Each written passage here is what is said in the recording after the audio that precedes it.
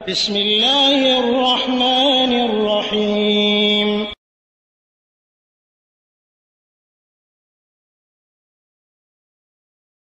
ওয়ালাইকুম আসসালাম রহমতুল্লাহ বারাকাত। দিনী বোন আমেনা মনি নারায়ণগঞ্জ থেকে, বাংলাদেশ নারায়ণগঞ্জ থেকে তিনি জানতে চেয়েছেন যে কাজের ব্যস্ততায় ডান হাত দিয়ে তাসবিহ গণতে সমস্যা হলে বাম হাত দিয়ে তাসবিহ তাহলিল জিকির আজকার এগুলো গণনা করা যাবে কিনা।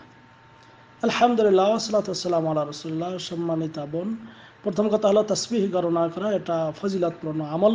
হ্যাঁ, সুবহানাল্লাহ, আলহামদুলিল্লাহ, আল্লাহু আকবার, লা ইলাহা ইল্লাল্লাহ 33 বার করে নামাজের শেষে বা আপনি এই ঘুমানোর সময় বা অন্য যে কোনো সময় জিকির আজকার হিসেবে করতে পারবেন, অথবা সুবহানাল্লাহি ওয়া বিহামদিহি সুবহানাল্লাহিল আযীম এরকম করে বিভিন্ন তাসবিহ যেগুলো রয়েছে আপনি এইগুলা ডাইন হাতে করবেন। কারণ সহিহ বুখারী মুসলিমে যে হাদিস বর্ণিত রয়েছে যে নবী করিম সাল্লাল্লাহু আলাইহি ওয়াসাল্লাম, তিনি বলতে আয়েশা রাদিয়াল্লাহু তাআলা আনহা বলেন যে নবী করিম সাল্লাল্লাহু আলাইহি ওয়াসাল্লাম কানা নবী সাল্লাল্লাহু আলাইহি ওয়াসাল্লাম ইউজিবুহু আত-তায়াম্মুন ফি তানাউলিহি ওয়া তারাজ্জুলিহি ওয়া তাহুরিহি ওয়া ফি শা'নিহি কুল্লিহি, যে নবী করিম সাল্লাল্লাহু আলাইহি ওয়াসাল্লাম তার কাছে পছন্দনীয় ছিল তিনি ডান হাত দিয়ে তিনি আগে ডান পায়ের জুতা পরতেন, ডান দিকে আগে মাথা আশ্রিতেন।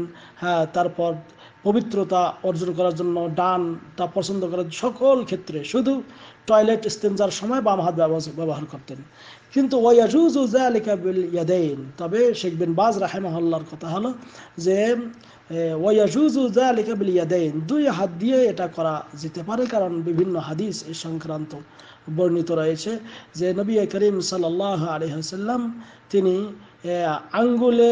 আঙ্গুলের মাধ্যমে, তিনি হাতের আঙ্গুলগুলির মাধ্যমে তাসবিহ পড়তে বলেছেন।